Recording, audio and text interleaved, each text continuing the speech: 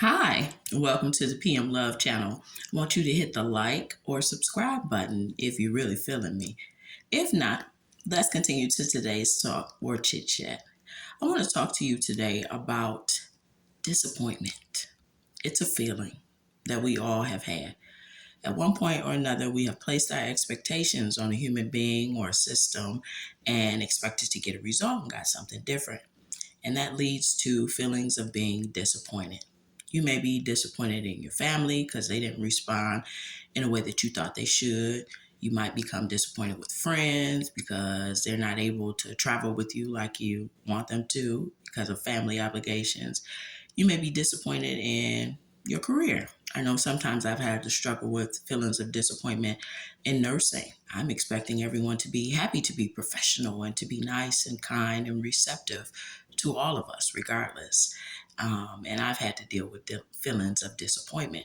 Or you may be disappointed that you have goals for your life and you've met with a lot of difficulty in achieving those goals. Whatever the case is, we've all had to deal with being disappointed. And the simple solution to that, and I know you're wondering, like, how does this tie into mental health? Nurse PP is all about mental health. Well, a lot of mental health has to do with emotional regulation or regulating your emotions, being able to control the way you feel and being very intentional about the way that you feel.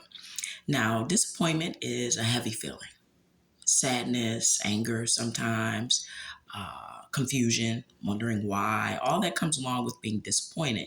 But the very simple solution to dealing with disappointment, which is a strong emotion, is to lower your expectations. We as human beings, we like to place our expectations on people, whether we know them or not. That's just a natural bias that many of us have. Well, I do it this way, and I handle life this way, and I see life this way. And so I'm going to place that expectation on someone else. And often, when you place your expectations on someone who's not able to meet them, you'll feel disappointment. A way to handle that, like I said, is lowering your expectation. Try going into situations with no expectation. You just want to experience it. You just want to know what it felt like to be in a certain situation. Try doing that.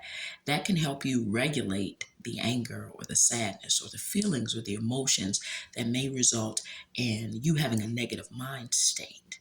Just simply lowering your expectations. Another way to deal with disappointment is to be fully informed about what it is that you're getting into before you get into it. That takes caution, that takes patience, that takes planning. But for some of us, we're just very willing to have instant connections to people. And with that instant connection comes all of these unspoken expectations that we just believe magically someone is supposed to do because that's what we expect from people.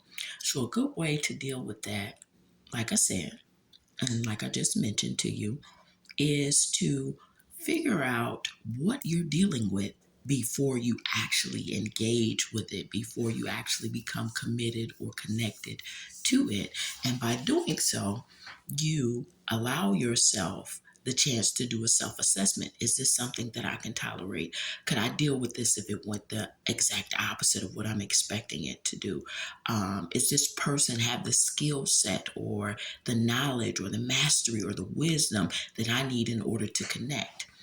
By knowing what you're dealing with and becoming familiar with what it is that you're attempting to attach yourself to, you can lower feelings of disappointment. Because if you know that the team that you have been assigned to work with at work has no one with a master's degree in nursing, you know not to come to them expecting them to know the pillars of nursing, expecting them to be able to understand healthcare systems and how they work and things of that nature. So get to know who it is that you're dealing with. before you attach yourself to them or before you place your expectations or your feelings on them. And that way you can avoid disappointment.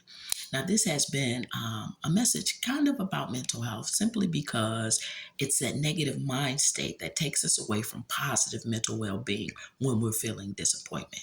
We get wrapped up in what they should have done, which is a cognitive distortion, or how things should have went, which is a cognitive distortion, instead of the reality. This is what this person is capable of doing. This is what this person is capable of handling. This is what this person knows. Let me tailor my interaction with them based upon me knowing who and what I'm dealing with. So there you have it. 2 ways to deal with disappointment or to help you emotionally regulate feelings that are sometimes not easy to talk about.